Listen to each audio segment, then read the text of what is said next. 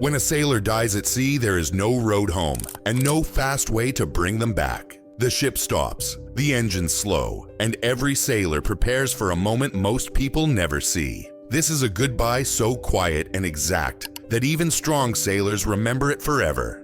Something happens here that most civilians never expect. The U.S. Navy performs an ancient ritual called burial at sea, with perfect steps and total silence. The ship goes still, the weapons stop, and sailors stand in one straight line. Only 3 sounds are heard: a whistle, a bell, and the ocean taking the body. This moment hits harder than people think. Imagine working with someone daily, then watching the sea become their final place. There is no grave, no stone, only the ocean and a folded flag for the family. This is not a show. This is the crew's final duty to their shipmate. Every step must honor the life that was served. Now you will see how the ship becomes a place of farewell, and why the last 2 words break every heart on deck. When a sailor dies at sea, the ship may be many weeks away from land. The captain must decide if a burial at sea is the only choice. This is not normal or common. It happens only when there is no other way, or when the sailor asked for it. Something important now begins for the whole crew. For the sailors on board, this is not distant news. They live beside this person every day. They worked, ate, and joked together. Losing them feels personal and heavy. This is when the ship must pause and act with honor. Active duty sailors may be buried at sea if the trip home would take too long. Veterans can also request this ritual before they die. The Navy Casualty Office handles all forms, calls, and planning for the ceremony. Nothing happens by guesswork. At sea, there is no room for errors during a funeral. The crew gets only one chance to do this the right way. That pressure turns sadness into careful focus. Every sailor knows this moment must be perfect. Once the captain approves the burial, the real work begins below deck. A small trained team prepares the body with strict Navy rules. This quiet step becomes the base of everything that will happen on deck. And now the ship begins to change in ways most people never see. The body is moved to a secure room on the ship called the temporary morgue. A small team with a medical officer begins the cleansing steps right away. They follow written Navy rules with no shortcuts at any moment. Nothing here is guessed or changed. The sailors who do this job are regular crew members, not trained morticians. They wash the body with slow and careful hands. They treat their shipmate with the same respect they hope to receive one day. This work is quiet and hidden from the rest of the ship. The sailor is dressed in the full-dress blue uniform worn for formal events. Medals and ribbons earned in life are placed exactly where they belong. The Navy believes appearance still matters because it shows a life of service. Every detail must be correct. What many people do not know is that this happens on a moving warship. The ship still has missions, watches, and duties even during this time. The crew honors the dead while staying ready for danger. This balance makes Navy life different from anything on land. While the team prepares the body, the chaplain begins writing the service. The boatswain's mate starts planning each step of the ceremony with precision. Every sailor must know their exact role because no orders will be shouted later. And now the whole ship begins a change almost no civilian has ever seen. The officer of the deck gives the order for all hands to clear the deck. Normal ship work stops, and non-essential sailors stand down.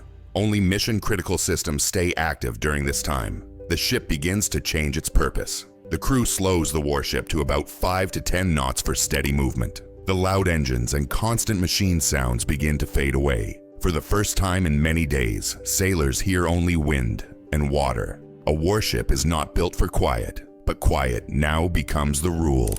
The helmsman turns the ship broadside to the wind and waves. This keeps the deck steady with less rolling from side to side. Weapon systems are secured and flight work stops for safety. The goal is simple: make the deck as calm as possible. Even in dangerous areas, this slowdown still happens for the fallen. The mission continues, but respect takes first place. For 1 hour, the ship becomes a place of honor, not a weapon. This is the moment when steel becomes a sanctuary. With the ship steady, sailors move into position without a single spoken order. Each sailor knows their exact place because they learned it in advance. A perfect formation begins to appear in total silence. And what comes next is one of the most powerful sights at sea. Sailors walk to the deck and form one long line on each side. They stand with feet apart, hands behind their backs and eyes forward. No one talks or moves because the formation must stay perfect. This is the final lineup their shipmate will ever see.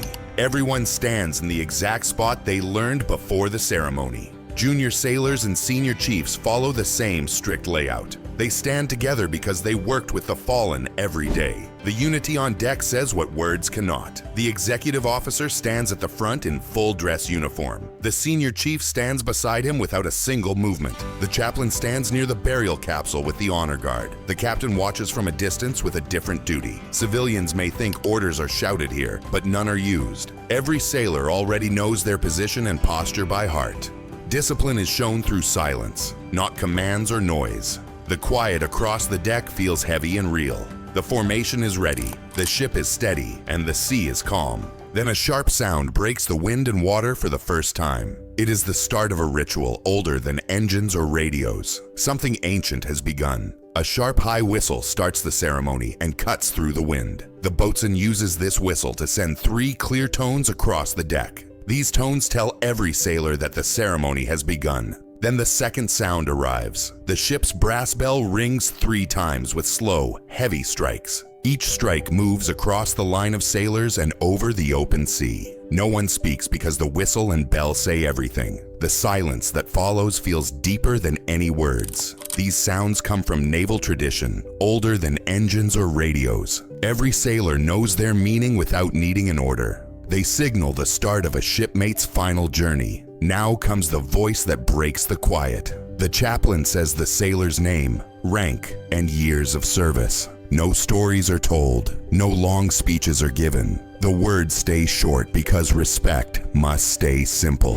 The Navy trusts silence to carry what speeches cannot. When the prayer ends, the honor guard steps forward. 6 sailors lift the flag-covered body with perfect control. Their movements match like they trained 1,000 times. What happens next is the most powerful moment of all. The honor guard carries the body to the back of the ship facing the open sea. Their steps are slow, practiced, and perfectly together. Each move is measured and calm, without any spoken orders. 6 sailors move like one team built on discipline. This walk is the final act of service they can give their shipmate. Each sailor was chosen for their respect, control, and connection to the fallen. Their faces stay still, but their hearts feel the weight of this last walk. Everyone knows this path ends at the water. Before the body reaches the edge, the flag is removed with total care. The flag is folded into a triangle with 13 exact folds. The stars stay on the outside, and the stripes are protected inside. This flag is never buried with the body. The folded flag is saved and later given to the sailor's family by an officer. The body returns to the sea, but the flag returns to the people who loved them. It is a quiet way of saying the nation remembers their service. The honor guard now holds their place at the edge of the ship. They wait for one small signal to complete the ritual. The captain gives a tiny nod, and that single nod makes everything move. What happens next cannot be undone. The captain gives a small nod, and the team tilts the capsule forward with slow control. There is no music, no final speech, no loud moment of emotion. There is only the pull of gravity and the open sea below. The body slips into the water and disappears from sight. The formation stays still, with every sailor holding the same posture. This moment feels heavy because it is the final goodbye. There is no grave, no stone, no place to visit later. Only the water taking someone who served beside them. The chaplain may speak one short line, asking for peace and calm seas.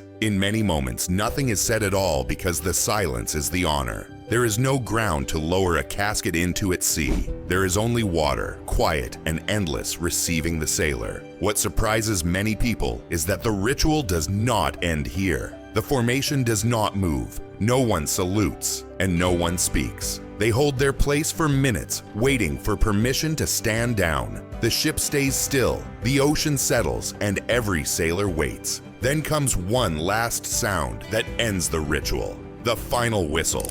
After minutes of stillness, the captain speaks 2 simple words. He says, "Carry on."